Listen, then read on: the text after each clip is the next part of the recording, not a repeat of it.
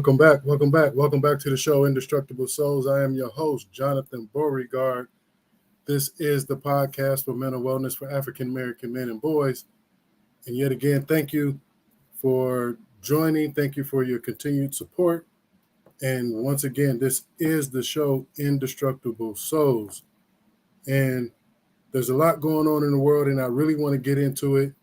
But I'm not for today, simply because I want to continue this series on success.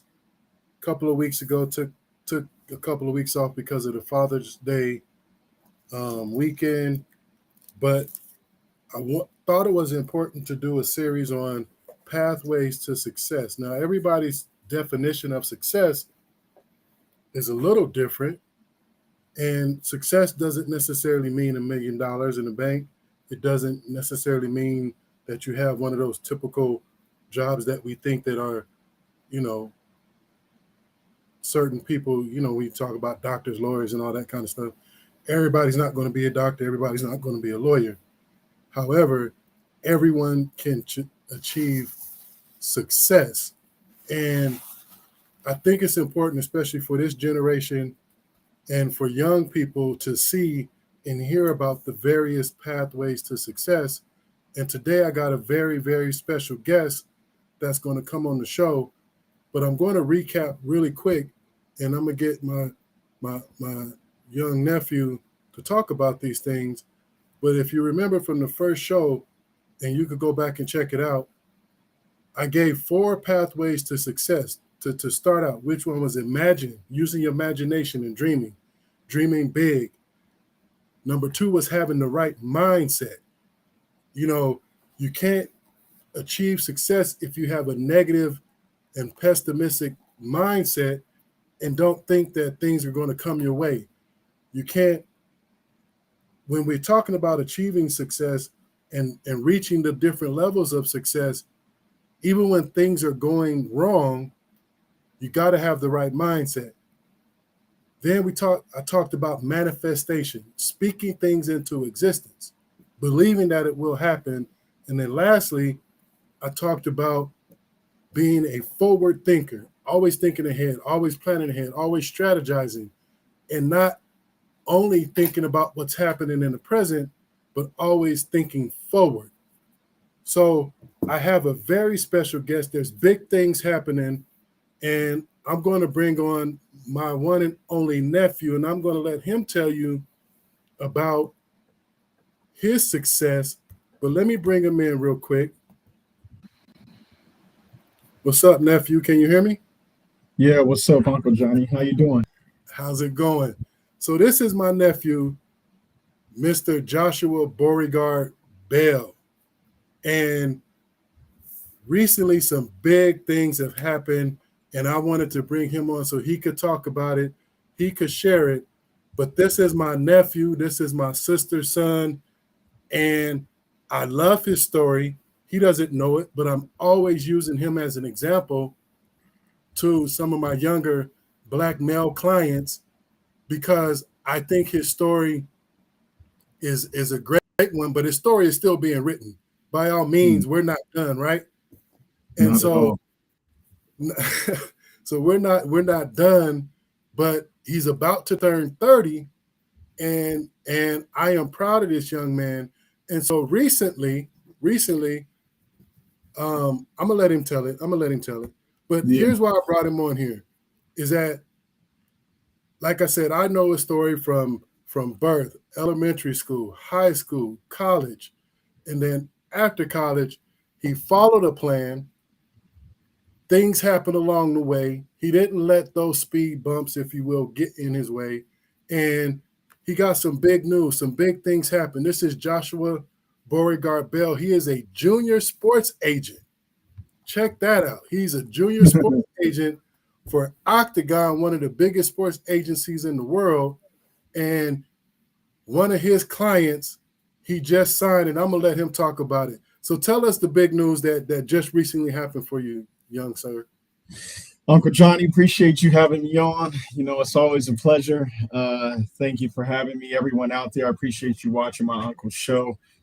He does great things here, and I'm a big advocate for mental health and wellness for young African American males. So it's always an honor to pay it forward. But the big news that most recently happened is the NBA draft was on Thursday, June 23rd. Takes place in New York, but I was with my client, David Roddy, who graduated, well, didn't graduate, but played at Colorado State. He was a junior there, left school early, and he was the 23rd pick in the NBA draft, selected by the Memphis Grizzlies. So, it was a long recruiting process. I met his mother sometime last year, like early summer, and we just continued the dialogue and the conversation, and got a chance to know David throughout the year.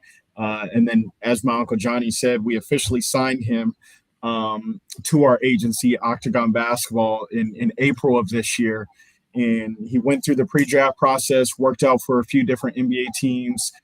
He was being targeted by the Boston Celtics, Golden State Warriors, Portland Trail Blazers. A few others were high on him, and then he ended up getting picked 23rd by the Memphis Grizzlies. So it was an amazing night for him and his family, and a lot of joy for me, as that was my first time having a client in the draft.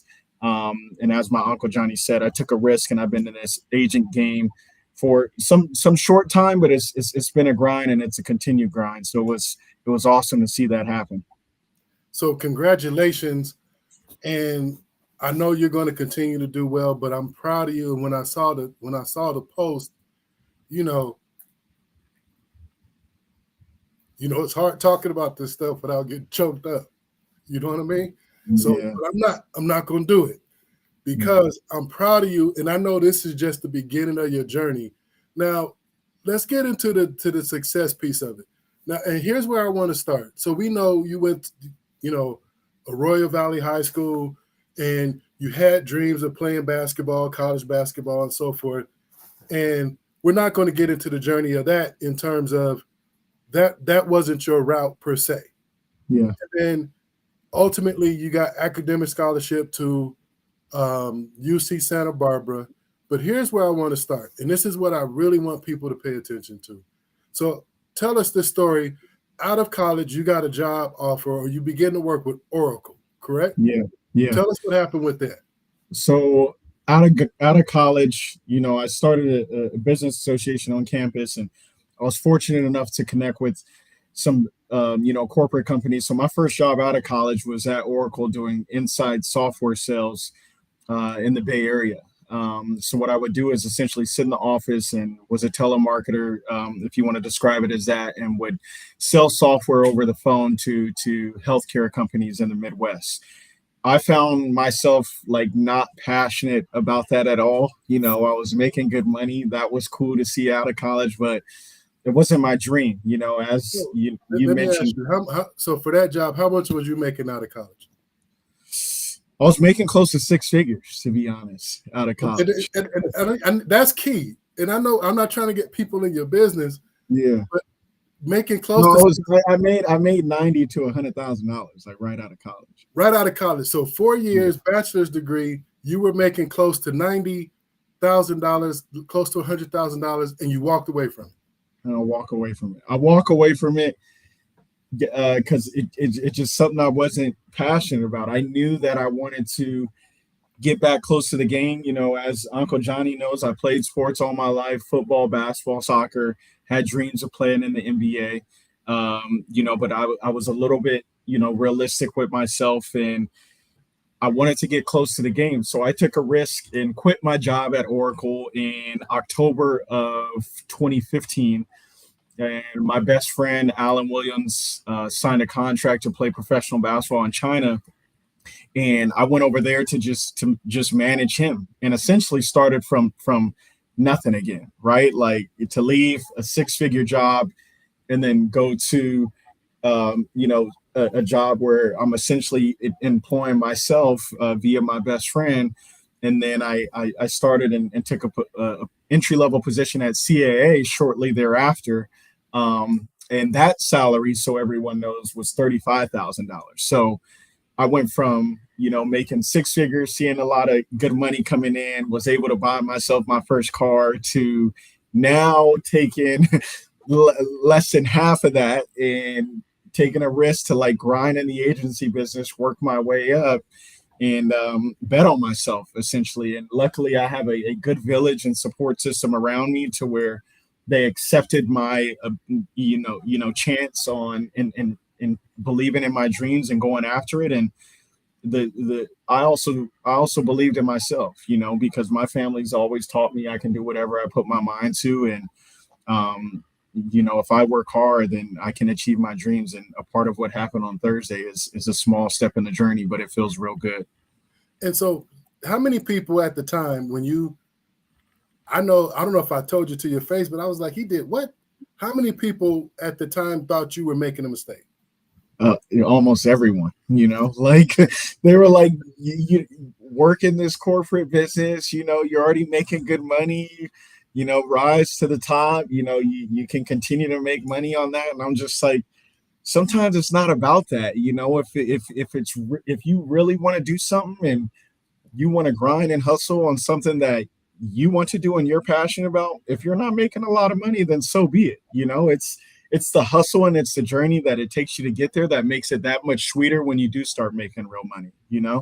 And here's my belief, and this is me working with a lot of African American men, young men, and even just men of color, Hispanic, whatever, is in this day and age, people want it quick, they want it fast, they want the most out of things, and they don't want to put in the work.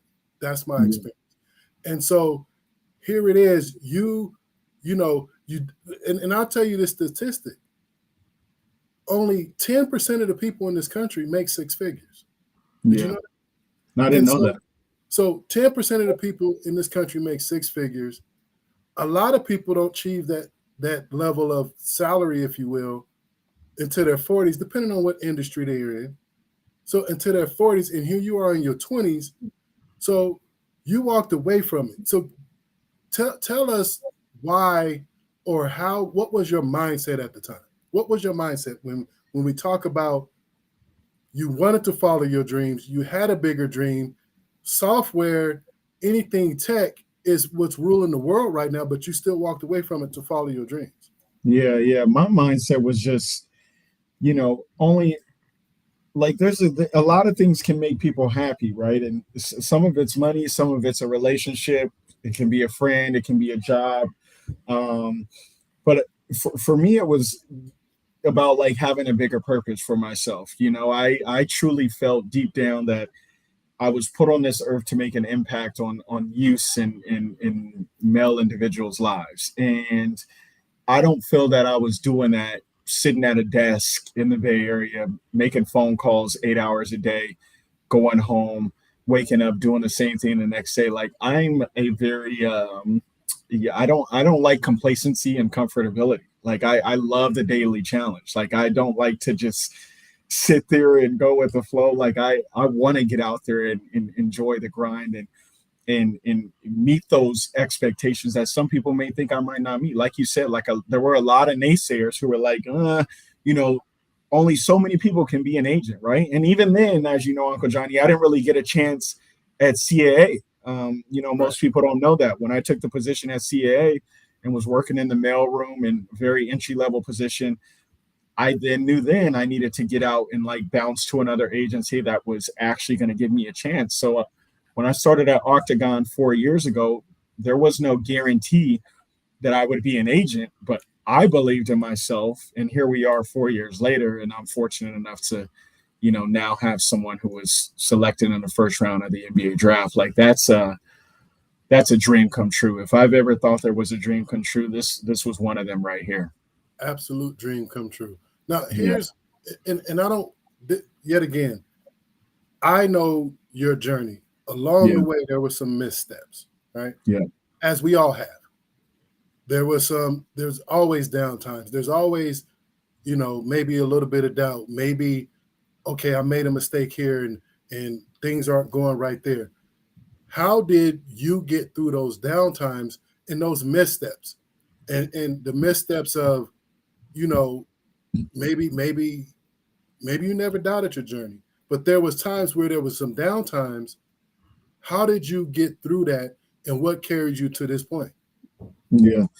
That's, I mean, multiple things, and that's a great question because I can look back and a lot of them, right, Uncle Johnny? It's there was a couple missteps in college, and what got me through that was definitely family and my belief in the Lord, and there was a couple missteps in the industry, right, and a lot of that has to do with immaturity and self awareness. But what helped me get back on track is knowing, what I'm here for and not giving it all up for, my own selfish reasons or needs because I want to have fun or do something to make me happy. So whatever it is, right, to help me lock back in and get back focused to get me to where I am today. There's multiple things that help, a lot of prayer, a lot of time with family and my mentors. I mean, as you know, I talk to my mom every day, and just hearing her voice is helpful. My grandma being, a foundation of the family. Although they're family members, I consider my dad, I consider my Uncle Johnny, my Uncle Mike mentors of mine. So all these people that I'm attached to, as well as, knowing how I was raised and how I grew up, what my priorities are: faith, religion, family, school, work.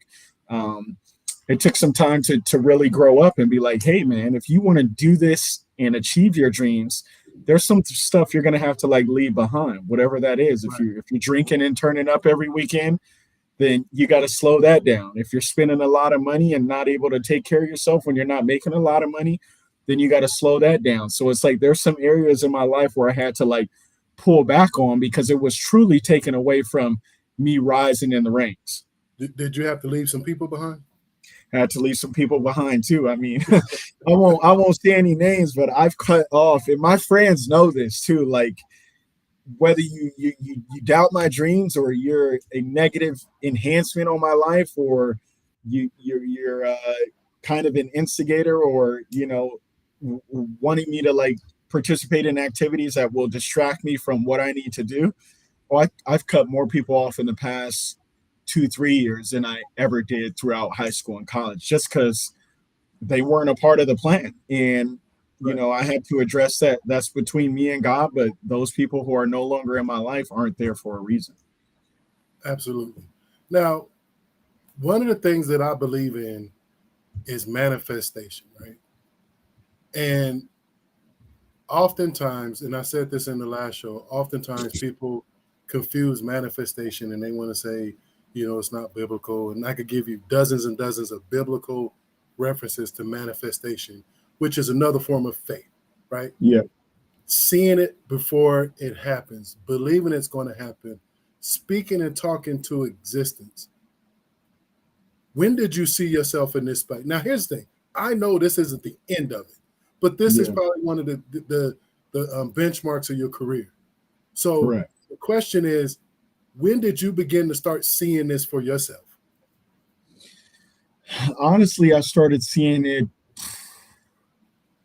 Yeah, that's a good question. When I started really believing that I could do this job and actually be a successful NBA agent was about 2 years ago. I would say, right during the pandemic. It's when a lot of things were, uncertain in our world, Right. and a bunch of people like left their jobs, quit their jobs, started their own businesses, and to each their own. But then I was like, hey, is this really for me? And what helped me come to that realization is, just and I keep coming back to this. It's just like the people around me, because I've had second thoughts. Like I've been in moments or dark places where I truly felt like this may not happen. But my great grandmother, rest in peace, may she, she's one who's always taught us to like never quit. So I felt like if I had just given up on something I'd even realized could come to fruition at some point, you know, not only would I be letting myself down, but those around me who believe in me. And not that I'm necessarily doing it for other people, but there is that extra motivation that comes from, those people around you. And when I sat there in 2020, like during the pandemic, I was like, I'm meant to be here. So these are the steps I need to take to get there. And I just continue to work hard at it. And it's been a blessing to have those around me see it come to fruition as well. Absolutely. I'm so proud of you. I got two last questions for you, and I'm gonna let you go. I know you're busy, and I know it goes without saying how proud the family is of you. But two questions. What's next for you? And I always believe in being a forward thinker, right? And thinking about what's next. So the first question is, what's next for you? And if you were talking to, a younger version of yourself or somebody that you begin to mentor in their teens, early 20s, whatever, what would you say to them?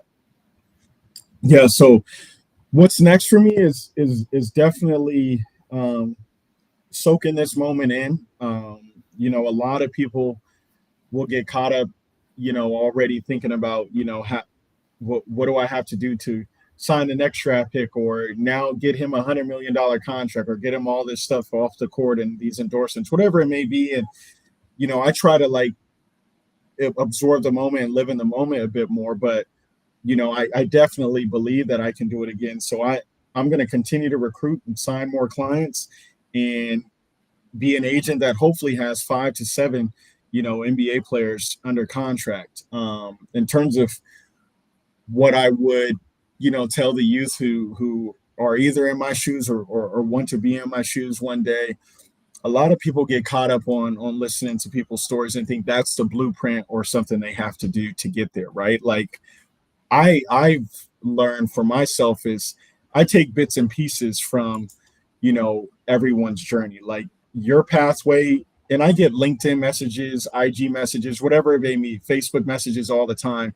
And I know what it's like to not get a response from someone. So I at least want to let people know that like I'm doing as best I can to pay it forward. I'll respond, even if I may not give you an hour long conversation, like I'll at least try to give you some advice. So I say that in saying like, don't feel like the way that I got here is the way that it's the A+ answer for you to get there, right? Like if you're getting a bunch of no's, which you will naturally in any Absolutely. dream you try to take on, the no's are constant, and you're going to still get more no's and yeses if you're Absolutely. really chasing after something you believe in. And I don't know that this younger generation understands that.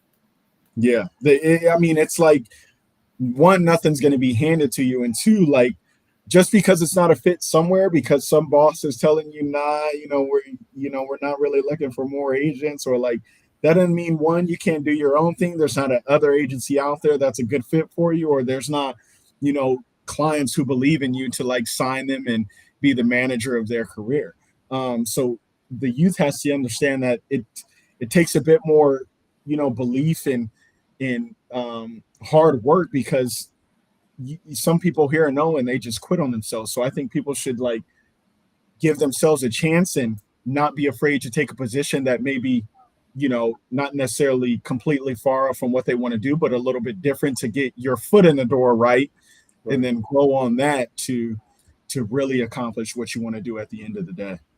Absolutely. I know you're a busy man. I'm I'm so proud of you. The family's proud of you. Congratulations on your current success. I know that there's going to be more success. I know Punchy will be waiting on an autograph hat or something. Yeah, I'm gonna get him a jersey too, and then definitely take little Jonathan. I know he's gonna be wanting to go to a game, so we know that's gonna happen. Absolutely. So go ahead, bask in this moment. Great grandma's proud of you. Grandma's proud of you. The family's proud of you. And thank you for coming on the show. And we'll talk soon. See you soon. And I love you. I love you too, Aunt. I appreciate you. Thank you for having me. All All right. right, you too. There you have it. Once again, when we talk about success, I'm so proud of my nephew. And I understand his journey, but making sacrifices, betting on himself, being a forward thinker, dreaming big, and all of those things that we have to do to achieve a level of success. And just know that you can never lose when you bet on yourself. So, yet again, this has been Indestructible Souls. I'm going to end it here. Thank you again to my special guest, Mr. Joshua Beauregard-Bell, Junior Agent at Octagon Agency. And once again, enjoy your evening, and we're out.